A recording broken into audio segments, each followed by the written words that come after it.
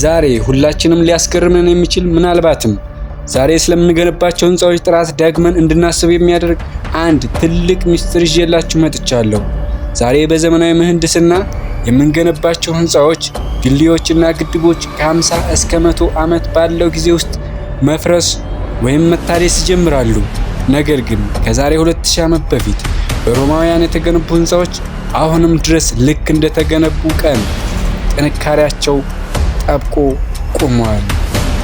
ሰላም ጤና ይስጥልን የቲዮኒዋን ኮንስትራክሽን ቤተሰቦች፣ ዛሬ ይህንን ሚስጥር በጥልቅ እንመረምራለን። እስከ ቪዲዮ መጨረሻ አብራችሁን ቆዩ። ሮማውያን ኮንክሪት የፈለሰፉት ገና ከክርስቶስ ልደት በፊት ነበር። ነገር ግን እነሱ ኮንክሪትን ከኛ የዛሬው ፔትሮላንድ ሲሚንት ጋር ፈጽሞ አይመሳሰልም። ሳይንቲስቶች ለዘመናት የሮማውያንን ፓንቴዮን እና ግዙፍ የባህር ወደቦች ሲመለከቱ እንዴት ሳይፈርሱ ቆዩ ብለው ሲገረሙ ቆይተዋል።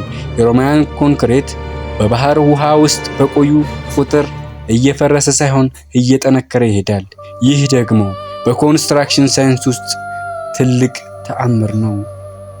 አሁን ደግሞ ወደ ዋናው ምስጢር እንግባ። በቅርቡ በታተመ የጥናት ውጤት መሰረት ሮማውያን ኮንክሪቱን ሲያዘጋጁ ሆት ሚክሲንግ የተባለ ዘዴ ይጠቀሙ ነበር። በኮንክሪቱ ውስጥ ትናንሽ የኖራ ድንጋዮች ይገኙበታል። ህንፃው ላይ ትንሽ ስንጥቅ ሲፈጠር ዝናብ ውሃ በዚያ ስንጥቅ ውስጥ ሲገባ በዚያን ጊዜ ኮንክሪቱ ውስጥ ያለው የኖራ ውሃ ጋር ሪያክሽን ይፈጥራል። ስንጥቁን መልሶ ይደፍነዋል።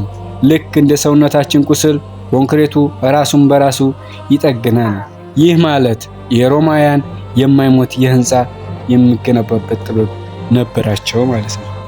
ይህ ታሪክ ለኛ ለኢትዮጵያውያን ምን ያስተምራል የሚለው ነገር በሀገራችን በተለይ በጥቁር አፈር ላይ የሚገነቡ ህንፃዎች የሚሰነጣጠቁበት ችግር በስፋት ይታይብናል።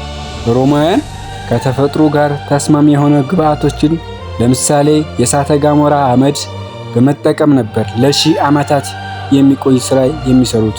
እኛ ግን ዛሬ ለጥራቱ ሳይሆን ለፍጥነቱ፣ ለርካሹ ግብአት ስንሮጥ የህንፃዎቹ እድሜ እናሳጥራለን። ጥራት ማለት ዛሬ የሚያምር ቀለም መቀባት ሳይሆን ለትውልድ የሚቆይ ጥንካሬ መፍጠር ነው።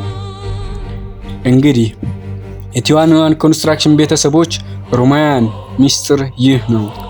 ዛሬ ላይ የሲሚንቶ ፋብሪካዎችና መሐንዲሶቻችን እንዲህ አይነት ራሱን የሚጠግን ኮንክሪት ለምን አያመርቱም?